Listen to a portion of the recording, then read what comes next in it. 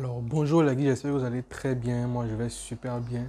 Alors dans cette vidéo, je vous raconte un peu mon voyage donc d'Abidjan à Odisha en Inde. Alors, j'ai terminé, j'ai fini de me laver. Du coup, voilà comment je m'habille pour aller à l'aéroport. Alors c'est parti, en route pour l'aéroport. Si un vlog n'est pas intéressant, c'est parce qu'il n'est que succession de plans séquences, de paysages, donc il est très souvent sans histoire. Ce que je vous propose aujourd'hui, ce n'est pas qu'un simple vlog, mais c'est mon histoire à travers ce vlog.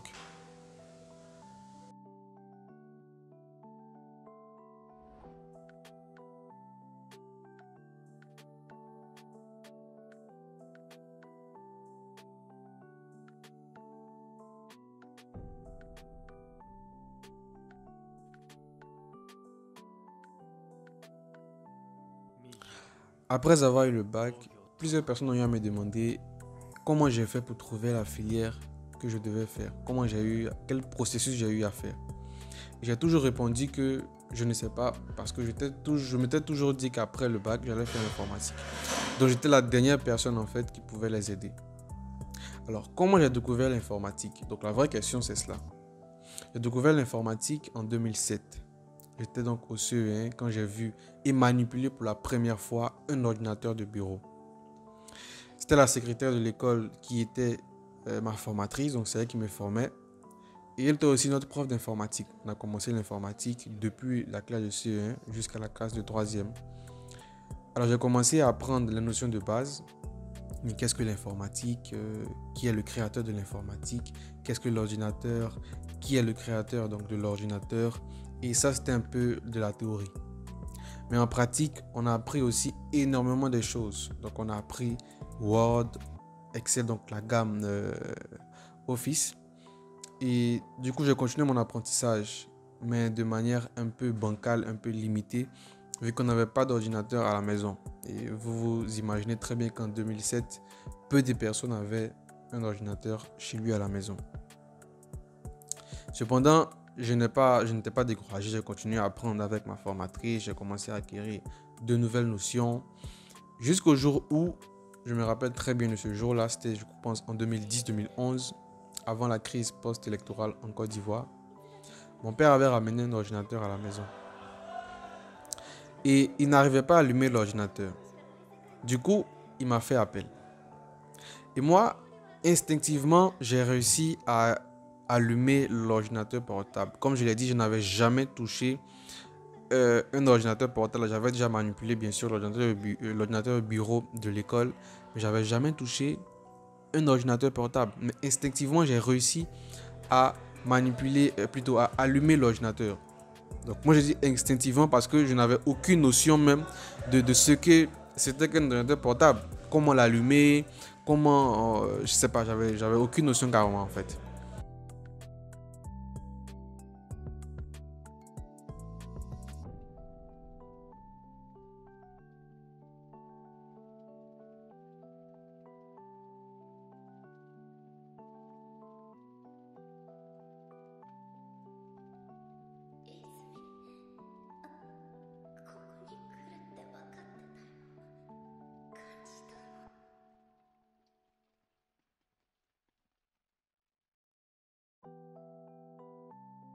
Aujourd'hui, c'est peut-être facile pour les gens en fait de pouvoir allumer un ordinateur, même des personnes, des élèves de 7 ans, de 8 ans, 9 ans, 10 ans, etc. C'est peut-être plus facile pour eux, mais nous à l'époque, on n'avait pas d'ordinateur à la maison, même dans les quartiers, etc. Et on ne nous permettait pas aussi facilement d'aller dans les cyber. Du coup, c'était extrêmement difficile pour moi de savoir même comment allumer un ordinateur portable. Voir un ordinateur était aussi rare. C'est avec cet ordinateur-là que je suis allé même en profondeur dans la gamme Office. J'ai appris énormément de choses. J'ai découvert un logiciel comme Paint. J'ai découvert encore d'autres logiciels.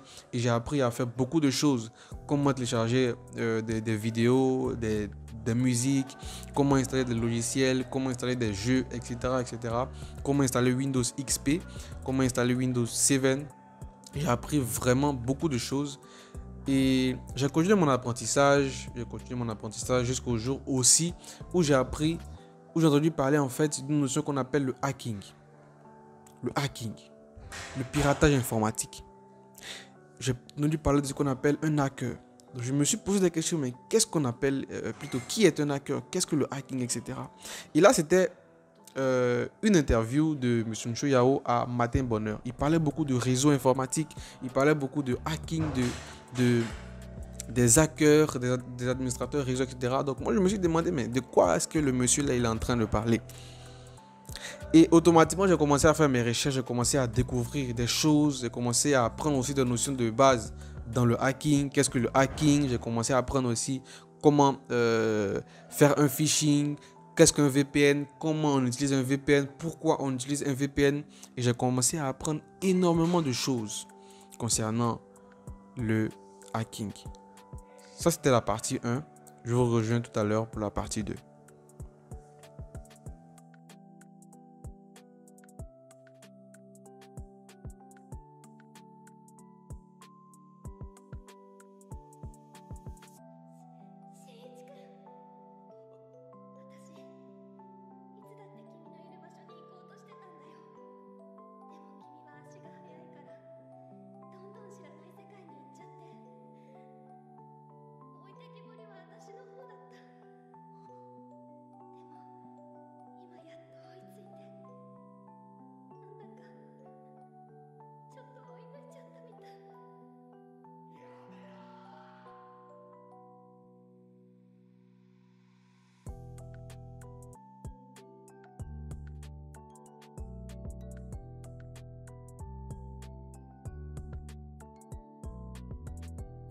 Alors, du coup, j'ai continué à apprendre des notions de le hacking.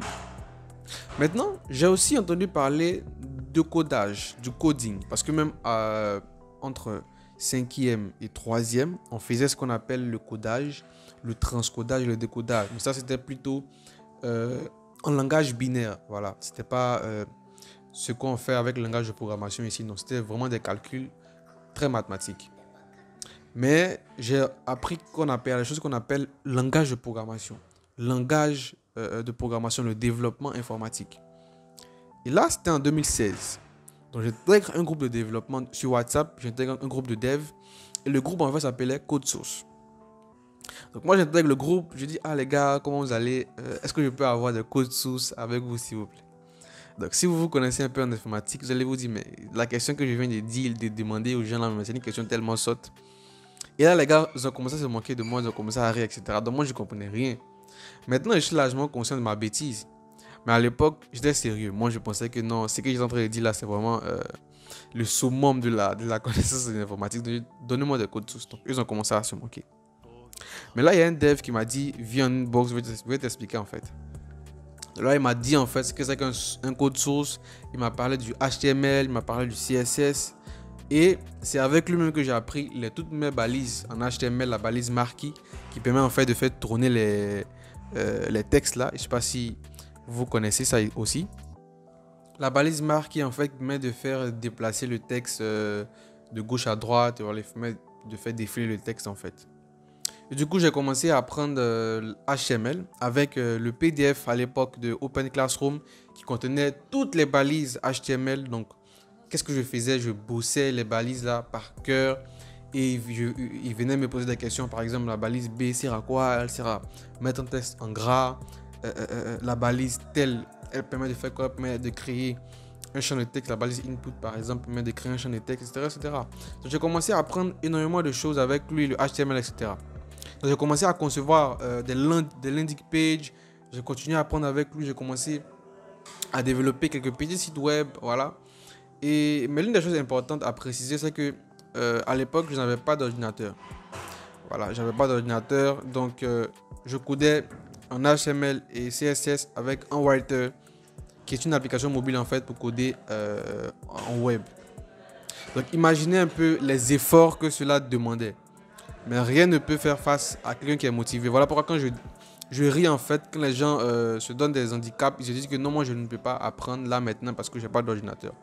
Moi, je n'avais pas d'ordinateur, mais je créais des landing pages. Je créais des tout petits sites web. Donc après cela, j'ai créé Henry Hacker, donc une chaîne YouTube et un véritable black hat. Je dis vraiment un véritable black hat parce que tout ce qu'il faisait, c'était que de pirater en fait le compte Facebook, Instagram de ses amis. Voilà. Et le plus drôle, c'est que lorsque je piratais leur compte, Je leur envoyais par message leur mot de passe pour leur dire, ah voilà, voilà ton mot de passe Facebook, voilà ton mot de passe Instagram, pour leur faire comprendre en fait ô combien ils sont vulnérables. Franchement. Alors, donc sur la chaîne là, je montrais en fait aussi comment prendre le contrôle d'un WhatsApp avec une application que j'avais développée à l'époque avec d'autres étudiants. Et aujourd'hui, Henri Hacker n'est plus, c'est vrai, mais de lui est né Hackinfo que vous connaissez tous. Alors, c'est celui qui a fait beaucoup de vidéos explicatives sur le hacking, beaucoup de formations, escape conférences et tout ça. Et pour moi, en fait, c'est en cela que Hackinfo est supérieur à Henri Hacker. Pourquoi? Parce qu'en termes de partage, en termes de, voilà, de partage de connaissances, il est largement supérieur à Henri Hacker. Voilà, donc ce n'est pas en termes de skill. En termes de skill, je veux dire même que Henri Hacker était peut-être avancé parce qu'il y a tellement de choses que j'ai oubliées. Mais c'est vrai que j'ai appris aussi énormément de choses, mais je pense qu'il y a tellement de choses importantes que j'ai oubliées que je dois encore réapprendre. Mais en termes de skills, Henri Hacker était quand même assez poussé par rapport à Hackinfo. Franchement. Et aussi, il y a eu beaucoup de découragement. Donc, voilà, beaucoup de découragement. Du coup, j'ai pas pu apprendre et garder ces connaissances-là.